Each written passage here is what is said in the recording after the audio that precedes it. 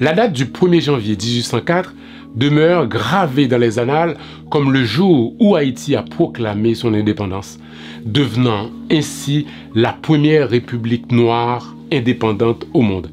L'acte d'indépendance haïtienne, fruit de la révolution qui a secoué les fondements de l'oppression coloniale, transcende les frontières temporelles pour demeurer un héritage de liberté et de défiance. En explorant les multiples facettes de cette déclaration historique, nous plongeons dans l'épopée des esclaves qui ont brisé leurs chaînes pour forger une nation nouvelle et libre.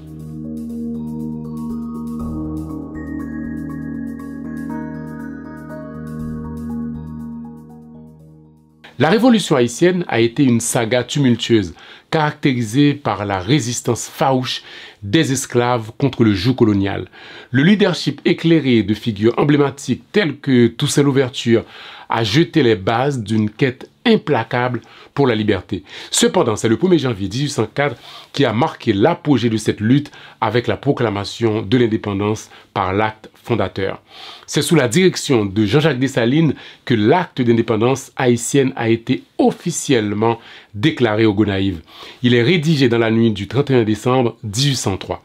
La réunion historique au Gonaïves a symbolisé la naissance de la première république noire indépendante.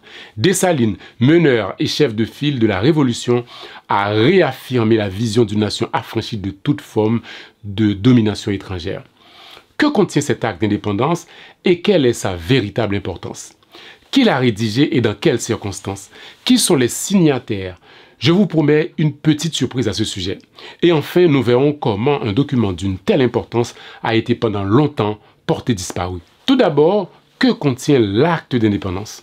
En tête du document est inscrit les mots « liberté ou la mort ». Ce sont les premiers mots qu'on lit avant d'entrer dans le vif du sujet et ce n'est pas anodin parce que c'est le thème même de cette proclamation.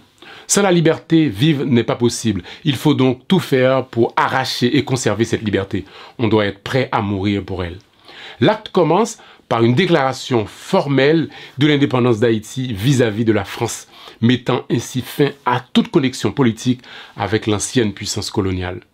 Dans sa proclamation, le général en chef de l'armée indigène, Jean-Jacques Dessalines, déclare devant ses généraux: « Ce n'est pas assez d'avoir expulsé de votre pays les barbares qui l'ont ensanglanté depuis 2 siècles. Ce n'est pas assez d'avoir mis un frein aux factions toujours renaissantes qui se jouaient tour à tour du fantôme de liberté que la France exposait à vos yeux. Il faut, par un dernier acte d'autorité nationale, assurer à jamais l'empire de la liberté dans le pays qui nous a vu naître. Il faut ravir au gouvernement inhumain qui tient depuis longtemps nos esprits dans la torpeur la plus humiliante. Tout espoir de nous réasservir. Il faut enfin vivre indépendant ou mourir. » Indépendance ou la mort, que ces mots sacrés nous rallient et qu'ils soient le signal des combats et de notre réunion. Nous avons osé être libres, osons l'être par nous-mêmes et pour nous-mêmes. Vous voyez, pour les signataires de l'acte de l'indépendance, la liberté est un mot sacré. Au-delà de la quête de liberté, l'acte d'indépendance est un acte de défiance contre l'oppression coloniale. Les Haïtiens ont démontré que même face à une puissance coloniale redoutable, les aspirations à l'autonomie et à la dignité pouvaient prévaloir. Cette résistance a laissé une empreinte indélébile dans l'histoire, inspirant d'autres mouvements de libération et contribuant à l'évolution des idées sur la justice et l'égalité. Ainsi, le document établit la création de la République d'Haïti, affirmant la souveraineté du peuple haïtien sur son territoire. Haïti est devenue la première nation au monde où des esclaves ont réussi à obtenir leur indépendance et à établir un État souverain. L'acte d'indépendance haïtienne a transcendé la simple proclamation d'indépendance en abolissant de manière formelle l'esclavage. Cette abolition a résonné bien au-delà des frontières haïtiennes, marquant un précédent puissant dans la lutte contre l'oppression et servant de phare pour d'autres mouvements abolitionnistes à travers le monde. L'acte d'indépendance a renforcé le sentiment d'identité nationale des Haïtiens et a élevé leur dignité en tant que peuple indépendant. Cela a contribué à la construction d'une fierté nationale et à la préservation de la culture haïtienne. À travers cet acte, Dessalines exprime sa vision d'une nation libre de toute domination étrangère, avec l'engagement de défendre l'indépendance nationale. Qui a rédigé l'acte d'indépendance? La manière dont l'acte a été rédigé est assez intéressante. À l'origine, c'est Charéron, le plus ancien secrétaire de Dessalines, qui était chargé de le rédiger. Charéron, ayant longtemps vécu aux États-Unis, s'était inspiré de la déclaration d'indépendance du Congrès américain et avait composé quelque chose d'abstrait, sans vie ni chaleur qui pourrait toucher les sentiments. Et lors de la lecture du document aux généraux réunis au Gonaïves le 31 décembre 1803, Boismont-Tonnerre a exprimé son désaccord. Il a estimé que les textes de Charéron manquait de vie et d'émotion. Il déclare que le texte ne reflète pas du tout les aspirations du moment et estime que l'acte doit pouvoir faire vibrer le peuple. Dans la manière d'exprimer ses idées, Boismont-Tonnerre a utilisé des mots guerriers et parfois violents. Et cela lui a été reproché par la suite par nombreux historiens, dont Joseph Saint-Rémy. J'ai parlé longuement de cette question dans une autre émission. Si ça vous intéresse, je vous mets le lien en description. Boismont-Tonnerre a donc proposé une approche plus forte et plus symbolique. Dessalines, d'accord avec cette idée, lui a chargé donc d'exprimer les sentiments du peuple envers les colons. Pendant toute la nuit, Boismont-Tonnerre a travaillé avec passion pour rédiger l'acte d'indépendance. Cependant, à l'aube, épuisé, il s'est endormi profondément à sa table de travail. Réveiller Boismont-Tonnerre pour la cérémonie a été un défi, mais malgré la fatigue, il avait réussi à donner vie au document qui allait devenir l'acte fondateur de la nation haïtienne. Qui sont les signataires de l'acte? L'acte de l'indépendance n'est pas un document individuel. Il a été signé et proclamé collectivement. Parmi ces signataires, on retrouve bien sûr le général en chef Jean-Jacques Dessalines et d'autres généraux comme Christophe, Pétion, Geffrard, Clairvaux et d'autres.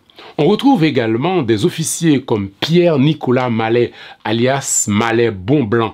Ce personnage est assez particulier car il est le seul blanc qui a signé l'acte d'indépendance haïtienne. Pierre-Nicolas Mallet a participé à la rencontre au camp Gérard entre Jean-Jacques Dessalines et Nicolas Geffrard pour créer la direction idéologique de l'armée indigène qui a vaincu Napoléon. Mais qui était-il? Comment se trouvait-il parmi les révolutionnaires de Saint-Domingue? Issu de parents émigrés vers le milieu du XVIIIe siècle, il est un proche de Laurent Féhou, l'un des chefs révolutionnaires. Servant en tant qu'aide de camp de Féhou, il se voit recommandé à Pétion, avec qui il restera étroitement lié jusqu'à la mort de ce dernier en 1818.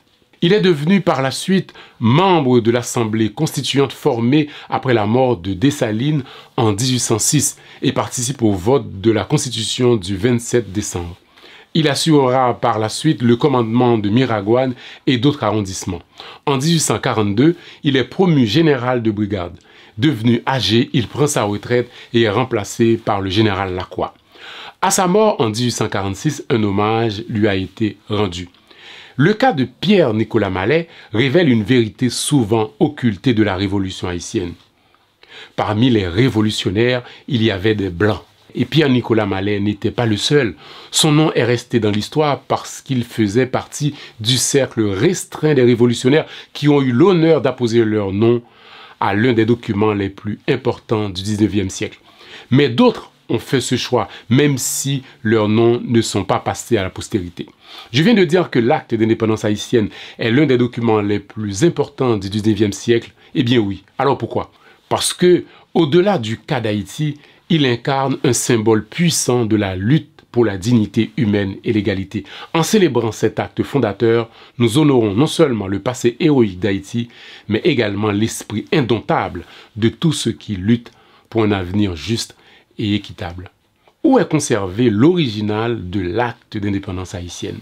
Jusqu'à récemment, personne ne savait où se trouvait l'acte d'indépendance haïtienne.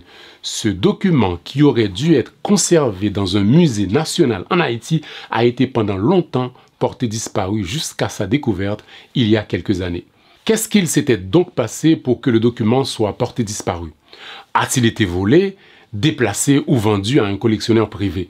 Au début des années 1900, des rumeurs circulaient en Haïti disant que l'original de l'acte d'indépendance a été vendu à un étranger.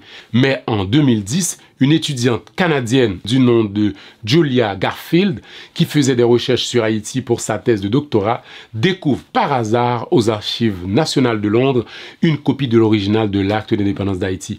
Mais comment un tel document a-t-il pu atterrir aux archives anglaises?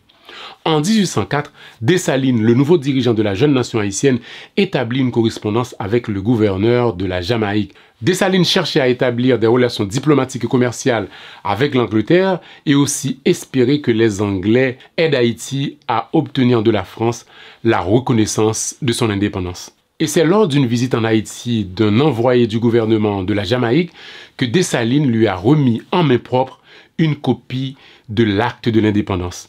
Le gouverneur anglais de la Jamaïque a par la suite transmis le document à ses supérieurs hiérarchiques à Londres.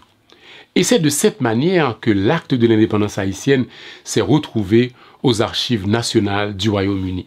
Il faut savoir aussi que cette copie imprimée retrouvée à Londres est une copie originale dans le sens où c'est un document de l'époque. Mais en ce qui concerne le document original rédigé, on va dire, de la main de Bois-en-Tonnerre, on peut imaginer que c'est perdu à jamais. Et ça, on peut le comprendre vu la difficulté de conservation pour un tel document manuscrit. Par contre, la copie retrouvée à Londres est plus facile à conserver parce qu'elle a été imprimée. Est-ce que le document se trouve encore aujourd'hui aux archives nationales du Royaume-Uni? Oui, tout à fait. Alors l'État haïtien peut-il exiger son rapatriement? Parce que normalement la place d'un tel document reste et demeure en Haïti. Mais me direz-vous sans doute que vu l'état de déliquescence dans lequel se trouve l'État haïtien, l'acte d'indépendance d'Haïti est beaucoup mieux gardé aux archives de Londres. Peut-être. Et en plus, le document appartient aux archives de Londres. Il n'a pas été volé, il a été donné par Dessalines. Si un Haïtien souhaite voir ou consulter cette copie originale de l'acte d'indépendance de son pays, il doit traverser l'Atlantique et se rendre à Londres. Pas d'autre choix. En tout cas, quoi qu'il en soit, la préservation de ce document historique est d'une importance cruciale pour témoigner du passé héroïque d'Haïti et de son rôle dans la lutte pour la liberté, car l'impact de l'indépendance haïtienne s'étend bien au-delà de son époque. C'est cet événement qui a façonné l'identité nationale haïtienne et laissé un héritage culturel qui persiste à ce jour. Les célébrations annuelles du 1er janvier témoignent de l'importance continue de cet événement dans la conscience collective du peuple haïtien, rappelant l'importance de préserver la mémoire historique. Donc, l'acte d'indépendance haïtienne demeure une pièce maîtresse dans le puzzle complexe de la lutte pour la liberté et l'égalité. C'est un testament vivant de la détermination du peuple haïtien à transcender les chaînes de l'oppression et à sculpter son destin. Alors, quand nous célébrons cette déclaration historique, nous honorons non seulement le passé historique d'Haïti, mais nous nous engageons également à tirer des leçons intemporelles de la résilience, de la dignité et de la lutte pour la liberté.